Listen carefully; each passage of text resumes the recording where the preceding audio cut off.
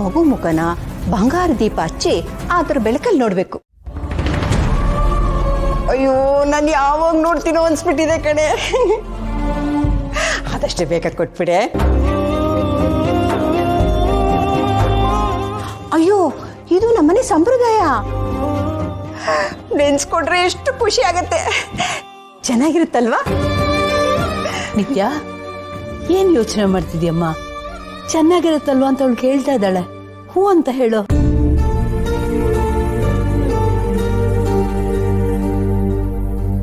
ಮೋಚಡೆ, ಏನ್ ಗೊತ್ತಾ, ನನಗೆ ಮಕ್ಳಿಗೆ ಸ್ನಾನ ಮಾಡ್ಸಕ್ ಬರಲ್ಲ ಕಣೆ. ಕೂತ್ಕೊಂಡು ಕಾಲು ಹಿಡ್ಕೊಂಡು ಮಗುನ ಕಾಲ್ ಮೇಲೆ ಹಾಕೊಂಡು ಎಣ್ಣೆಲಿ ಮಸಾಜ್ ಮಾಡಬೇಕು, ಬಿಸಿ ಬಿಸಿ ನೀರಾಗಿ ಸ್ನಾನ ಮಾಡಿಸ್ಬೇಕು. ನೀನು ಹೇಳ್ಕೊಡ್ತೇನೆ, ನನಗೆ ತುಂಬಾ ಆಸೆ ಆಗಲ್ಲ ಮಾಡಕ್ಕೆ. ನನ್ನ ಹಾಲು ಕೋವ ಖುಷಿಯಾಗಿರ್ತಾಳೆ ಅಂದ್ರೆ ನಾನು ಏನ್ ಬೇಕಾದ್ರೂ ಹೇಳ್ಕೊಡ್ತೀನಿ. ಆದ್ರೆ ಖುಷಿಯಿಂದ ಕಹಿ ಸತ್ಯ ಇದೆ ಅಂತ ನಿಮ್ಮಿಬ್ರಿಗೂ ಹೇಗೆ ಅರ್ಥ ಮಾಡಿಸ್ಲಿ ನಾನು?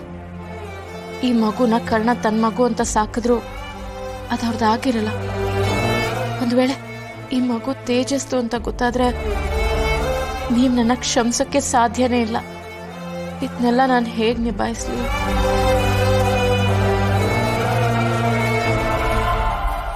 ಯಾಕೆ ಸತ್ಯ ಹೇಳೋದಕ್ಕೆ ಬಾಯ್ ಬರ್ತಿಲ್ವಾ?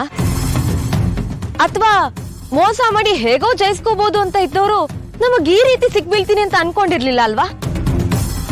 ಛೇ, ನೀವ್ ಮಾಡಿರೋ ಕೆಲ್ಸಕ್ಕೆ ನಾವೆಲ್ಲರೂ ತಲೆ ತೆಗ್ಸಿ ನಿಲ್ಲ ಹೋಗಾಯ್ತು. ನಮ್ ಕತೆ ಬಿಡಿ. ಪಾಪ ಅಜ್ಜಿ, ಅವಳೇನ್ರಿ ಮಾಡಿದ್ಲು ನಿಮ್ಗೆ? ಮಂಟಪ ತನಕ ಬಂದು ಮದ್ವೆ ನಿಂತೋಯ್ತಲ್ಲ ಅಂತ ಅರೆ ಜೀವ ಆಗೋಗಿದ್ಲು ಅಕ್ಕ. ಅಜ್ಜಿ ತನ್ನ ಜೀವನ ತೆಕ್ಕೊಂಡು ಅಕ್ಕನು ಸಾಯಿಸೋದಕ್ಕೆ ಹೊಟ್ಟಿದ್ಲು, ಗೊತ್ತಾ ನಿಮ್ಗೆ? ಅನ್ಯಾಯವಾಗಿ ನಮ್ಮ ಮನೇಲಿ ನಾಶ ಮಾಡ್ಬಿಡ್ತಿದ್ರಲ್ಲ. ನಿಮ್ಮಿಂದ ನಮ್ಮ ಅಕ್ಕನ ಜೀವನ ಹಾಳಾಗೋಯ್ತು. ಅವತ್ತೇನಾದ್ರೂ ಕರ್ಣ ಸರ್ ಅಲ್ಲಿ ಇರ್ಲಿಲ್ಲ ಅಂದಿದ್ರೆ ಮದ್ವೆ ಮನೆ ಸ್ಮಶಾನ ಆಗೋಗಿರೋದು. ನಿಧಿ,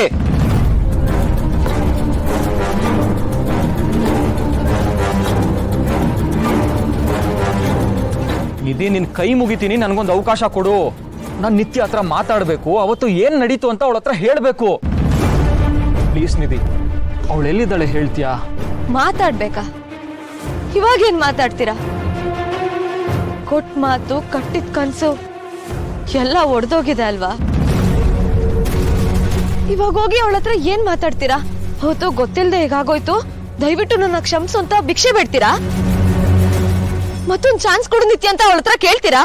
ನಿಧಿ, ನಿನ್ ಸಿಟ್ ನನಗೆ ಅರ್ಥ ಆಗ್ತಿದೆ. ನೀನ್ ಯಾಕೆ ಹೀಗೆ ಮಾತಾಡ್ತಿದ್ಯಾ ಅಂತ ನನಗೆ ಚೆನ್ನಾಗಿ ಗೊತ್ತು. ಅದು ತಪ್ಪು ಅಂತಾನೂ ನಾನು ಹೇಳ್ತಿಲ್ಲ. ನಿಮ್ಮೆಲ್ರ ಕಣ್ಣು ಕಂಡಿದ್ದಷ್ಟೇ ಸತ್ಯ ಅಲ್ಲ, ನನ್ನ ಕಡೆಯಿಂದನೂ ಯೋಚಿಸ್ಬೇಕಲ್ವಾ? ಸತ್ಯ ಒಬ್ರೊಬ್ರು ಕಣ್ಣಗ್ ಒಂದೊಂದರ ಕಾಣಿಸ್ಬೋದು ತೇಜಸ್ ಅವ್ರೆ, ಆದ್ರೆ ಅದ್ ಮಾಡಿರೋ ಅನಾಹುತ ಒಂದೇ ಅಲ್ವಾ? ನಿಮಗ್ ನಿಜವಾಗ್ಲೂ ಮಾತಾಡ್ಬೇಕು ಅಂತ ಮನ್ಸಿದ್ರೆ ನಿಮಗ್ ಇಷ್ಟ ದಿನ ಬೇಕಾಗಿತ್ತ?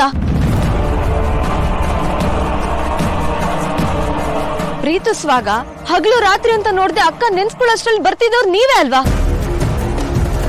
ನೀವ್ ಮದ್ವೆ ಮನೇಲಿ ಕಾಣಿಸ್ಲಿಲ್ಲ ಅಂದಾಗ ಅಕ್ಕ ಹುಚ್ಚಿ ತರ ಅಲ್ದಾಳಿದಾಳೆ.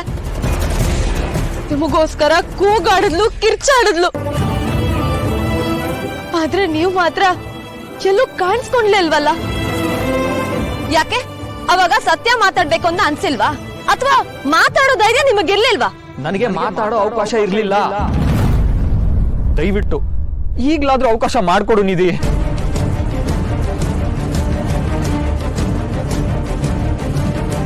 ಹೇಳಿದ್ದು, ಕೇಳಿದ್ದು, ನೋಡಿದ್ದು ಎಲ್ಲ ಸುಳ್ಳಾಗ್ಬಹುದು ಅಂತಾರೆ. ಈಗ ನಿಮ್ಮೆಲ್ರ ಮನಸ್ಸಲ್ಲೂ ಏನ್ ಅನುಮಾನ ಇದೆ ಅಂತ ನನಗೆ ಗೊತ್ತಾಗ್ತಿಲ್ಲ. ಆದ್ರೆ ಅದಕ್ಕೆಲ್ಲದಕ್ಕೂ ಉತ್ತರ ನಾನ್ ಕೊಡ್ತೀನಿ. ಅದು ನನ್ನ ಜವಾಬ್ದಾರಿನೂ ಹೌದು. ಪ್ಲೀಸ್ ಅರ್ಥ ಮಾಡ್ಕೊಂಡಿದ್ದಿ.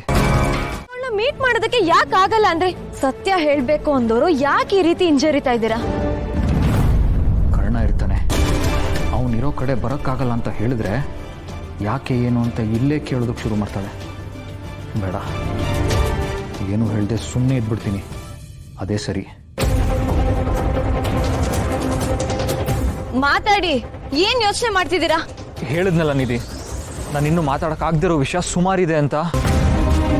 ನನಗೆ ಸಮಯ ಕೊಟ್ಟರೆ ಎಲ್ಲದನ್ನೂ ಹೇಳ್ತೀನಿ. ಆದರೆ ಒಂದಂತೂ ಸತ್ಯ, ನಾನು ಯಾವುದೇ ಕಾರಣಕ್ಕೂ ನಿತ್ಯಾಗ ಮೋಸ ಮಾಡಿಲ್ಲ.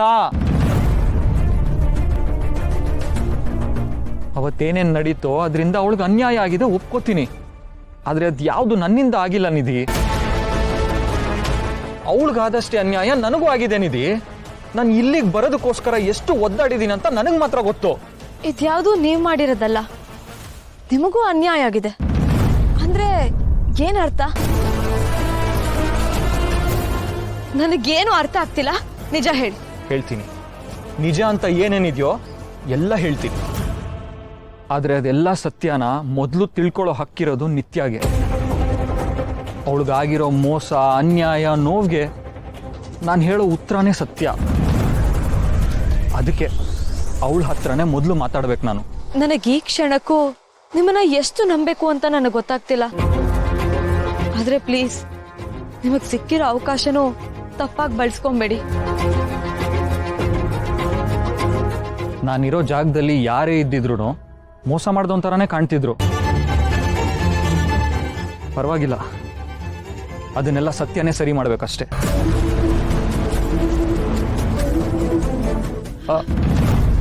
ನೀವು ತಪ್ಪು ತಿಳ್ಕೊಳ್ಳಿಲ್ಲ ಅಂದರೆ ನಾನೊಂದು ಹೆಲ್ಪ್ ಕೇಳಲ್ಲ?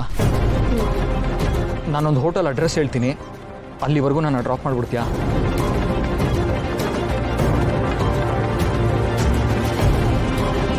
ನಾನು ಮತ್ತೆ ತಪ್ಪಿಸ್ಕೋತೀನಿ, ಅಲ್ಲಿರಲ್ಲ ಅಂತ ಯೋಚನೆ ಮಾಡ್ತಿದ್ಯಾ? ನಿಧಿ, ಇದು ಒಂದ್ಸಲಿ ನನ್ನನ್ನು ನಂಬು. ನಾಳೆ ನಿತ್ಯನ ಮೀಟ್ ಮಾಡಿ ಎಲ್ಲ ಮಾತಾಡ್ತೀನಿ, ಎಲ್ಲೂ ತಪ್ಪಿಸ್ಕೊಂಡು ಹೋಗಲ್ಲ.